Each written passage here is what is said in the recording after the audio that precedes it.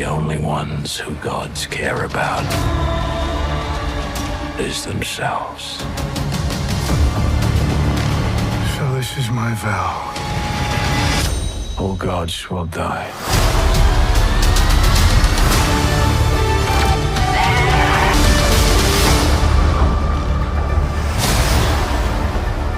Tout le monde, c'est Spidey, j'espère que vous allez bien. On se retrouve pour une toute nouvelle vidéo où l'on va parler du tout nouveau trailer de Thor Love and Thunder qui est tombé la nuit dernière.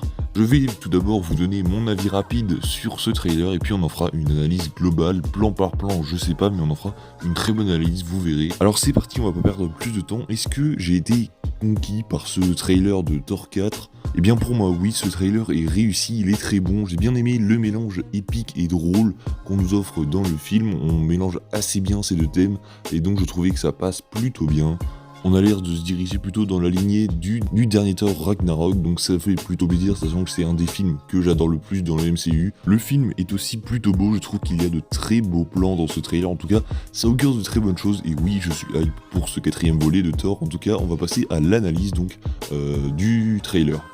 Du coup, ce trailer commence avec Korg qui raconte donc l'histoire, l'origine de Thor à des enfants. Donc c'est une narration en fait de Korg. J'ai trouvé ça un peu spécial. J'espère que ce sera passé dans le film parce que je trouve ça un peu chelou. Donc on y voit plusieurs scènes pas très intéressantes, un peu passables. Ensuite, il nous raconte donc que Thor s'est entraîné. Et donc on revoit un peu son entraînement quand il était encore le Fat Thor de Endgame. On le voit notamment tirer le vaisseau des Gardiens de la Galaxie jusqu'à donc redevenir ce Thor, et on le voit dans une bataille où on reverra donc cette apparition de Jane Foster avec Mjolnir donc qui échappe à Thor. Donc là on y découvre le nouveau casque de Thor qui est plutôt what the fuck, je trouve pas ça très beau, je trouve que ça lui va pas du tout. On dirait en plus qu'il est fait en full CGI, enfin je le trouve pas très réussi ce casque et je pense vraiment qu'il sera passable et qu'on ne le verra pas beaucoup dans le film. Mais du coup il me fait plus rire qu'autre chose, enfin, on dirait pas un vrai casque de guerrier combattant. Alors que vous voyez Jane, le casque ça lui va plutôt bien, et puis l'ancien casque de Thor aussi lui allait plutôt bien. Que là vraiment on dirait plus un casque troll de cosplay. Mais du coup voilà, je pense pas qu'il l'aura vraiment beaucoup dans le film. Dans les autres scènes du trailer on le voit pas, on le voit qu'une fois vraiment 2 secondes. C'est pour ça que je pense qu'il sera plutôt oublié ce casque et qu'on le verra 1 ou 2 fois. Ensuite on voit Jane et Thor parler, et donc il y a quelque chose que j'avais noté et je voulais vous en parler, c'est que Jane fait une référence, ça fait combien, 3-4 ans qu'on s'est pas vu, et il y a Thor qui répond non ça fait 8 ans, 7 mois et 6 jours exactement, plus ou moins, et du coup par rapport à cette référence, est-ce que, je me suis posé la question, est-ce que le fait que Jane, il y ait autant d'écart de temps entre les deux, enfin entre Jane qui dit qu'ils se sont pas vus entre 3 et 4 ans et Thor qui dit 8 ans, est-ce que ça voudrait pas dire que Jane a été snappée par Thanos ? C'est une réelle question que je me pose et peut-être qu'on y répondra dans le film ou peut-être pas. Ou alors est-ce que c'est simplement qu'elle a un peu oublié Thor et que c'est vraiment ce cliché de « Oh ça fait pas longtemps qu'on s'est pas vu ». En fait si, ça fait super longtemps parce qu'elle en a plus rien à foutre de lui. Honnêtement je trouverais ça normal qu'on dirige plus vers la vanne de « Elle a oublié Thor » plutôt. Mais je trouvais ça aussi très cool que ce soit le fait que Jane a été snappée. Ensuite on arrive au moment le plus épique du trailer, la première apparition de Gore, du Christian Bale en Gore. D'abord avec un plan très stylé où on voit une épée, pas la nécro-épée que vous pouvez retrouver dans les comics où il est en train de la prendre. Et donc il parle des dieux, je sais plus trop ce qu'il dit exactement, mais il dit qu'en gros les dieux sont des êtres, voilà, et qu'il faut tous les buter. Mais du coup à noter que c'est très cool de noter ça, que ce ne sera pas sa nécro-épée et que Marvel n'a pas décidé de faire un Gore 100% comics accurate. De toute façon ça se voit au niveau du look, mais du coup il n'aura même pas les mêmes armes et sera donc bel et bien très différent des comics. Ça va sûrement diviser sur les réseaux, je ne sais pas. Du coup après on découvre Gore sortir des ténèbres un peu, et du coup je le trouve, pour vous donner mon avis sur Gore, je le trouve ultra validé, je le trouve très classe. Il y a des gens qui râlent sur son look, moi je le trouve parfait comme il est vraiment super badass, je trouve. Il est même flippant, il a des touches épiques flippantes, tu sens qu'il est giga puissant. Donc ouais, Gore c'est plutôt beaucoup validé pour ma part. Comme je vous ai dit, j'avais un peu défendu le personnage sur les réseaux. D'ailleurs n'hésitez pas à aller voir mon Insta qui est en description si vous n'y venez pas déjà.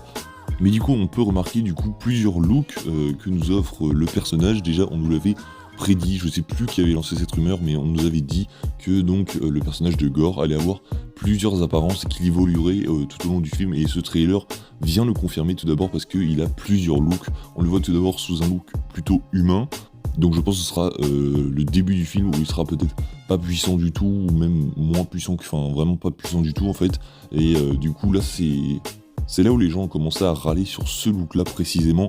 Mais en fait, faut comprendre que dans un autre sens, Christian Bale est derrière Gore. C'est pas un acteur complètement random, et Christian Bale, c'est un acteur très très puissant. Il joue très très bien, et c'est fort probable que Taika Waititi ou même Marvel ait décidé de faire exprès de laisser ce côté un peu humain à un moment du film pour laisser le jeu d'acteur le plus possible à Christian Bale, parce qu'il faut aussi qu'on voit le jeu d'acteur de Christian Bale, parce qu'il est quand même incroyable. Et je pense que c'est aussi pour ça qu'on lui donne un aspect humain, pas forcément pour le scénario et pour l'histoire de Gore, comme quoi il va évoluer, il va être puissant, c'est vraiment pour qu'on voit le talent d'acteur de Christian Bale. Parce que Marvel aime bien faire ça, un peu démasquer tous leurs personnages pour voir le talent des acteurs, pour donner une touche un peu plus humaine aux personnages, si je puis dire. Mais du coup, après, dans la suite du film, je pense qu'on passera à un niveau quand même supérieur, où là on pourra voir qu'il aura une forme beaucoup plus horrifique, vraiment, qui fait un peu flipper parfois. Et là on rentre dans du très badass. En plus la musique du trailer appuie vraiment là-dessus, où tu sens que tu rentres dans une partie très sérieuse dans ce trailer, et c'est très impressionnant. Ensuite on revoit Thor avec quelques scènes avec Jane où Valkyrie lui dit t'as des sentiments ou je rêve? Et là c'est un peu une question que je me suis posée, est-ce qu'on va pas avoir un Thor en mode in love tout le film? Il regarde Jane tout le temps, qui fait des vannes, ou alors juste il la regarde du coin de l'œil, qui ose pas faire des trucs, qui la regarde faire, qui la mate. Un Thor un peu aveuglé par l'amour peut-être, et qui ne veut pas être très puissant, parce qu'on nous montre vraiment des scènes d'action avec Jane, avec Gore, mais pas vraiment avec Thor. Donc ouais, c'est un peu ça que j'aurais un peu à reprocher au trailer, c'est qu'on ne voit pas beaucoup Thor être en action. Ensuite on revoit Gore une seconde fois, qui cette fois-ci détruit une lune. Alors là je ne sais vraiment pas ce qui va se passer, mais du coup on y voit Thor à un moment aussi, on y voit Valkyrie, on y voit beaucoup de personnages sur cette lune, mais du coup il y a un effet où Gore plante une épée, et j'ai l'impression en fait que c'est pas Gore qui l'a détruit, c'est plus Thor qui l'a détruit. Parce qu'il y a des éclairs bleus, et à un moment on voit Thor aussi avec utiliser son Stormbreaker sur cette planète, et donc j'ai plus l'impression qu'on veut nous faire croire que c'est Gore, mais en fait je crois que ça va être Thor. En tout cas ce combat sur cette lune, ça va être un truc de malade, parce que les effets de visuels sur cette planète, ou sur cette lune, sont juste incroyables. On joue avec le noir et le blanc, et j'ai trouvé ça très stylé dans cette bande-annonce. Il y a un contraste incroyable à un moment avec Gore qui est reflété par la lumière, et du coup ça change de contraste et ça donne un rendu de malade. Ça le fait un peu moins sur Thor, où tu vois juste en fait les lumières du Stormbreaker et de l'éclair bleu en fait, et tu vois pas la couleur de sa peau, le reste est en noir et blanc. Donc après c'est un choix artistique, pour moi il est plutôt validé, je sais que c'est pas passé chez certaines personnes, mais en tout cas pour moi ça m'a vraiment pas dérangé, et j'apprécie même qu'on prenne un peu de risque dans ce quatrième volet de Thor. Il voit aussi Valkyrie combattre Gore, et là ça pourrait peut-être dire que Valkyrie va être en danger et peut-être même crever, on ne sait pas, on verra bien. On y revoit également Nebula et Drax, ça c'est vraiment la seule fois où on verra le gardien dans ce trailer. Et enfin on a un plan avec Jane qui invoque un peu le tonnerre, et on voit beaucoup de statues autour d'elle, et là c'est très intéressant parce que on a à droite devant une tête du tribunal vivant, donc encore une fois une référence. Ça commence à faire beaucoup, peut-être que Marvel veut nous les introduire et qu'on les verra dans le futur de Marvel, parce que le tribunal vivant ils sont censés équilibrer tous les univers pour qu'ils soient égaux, mais là il commence à se passer des dingueries dans notre univers.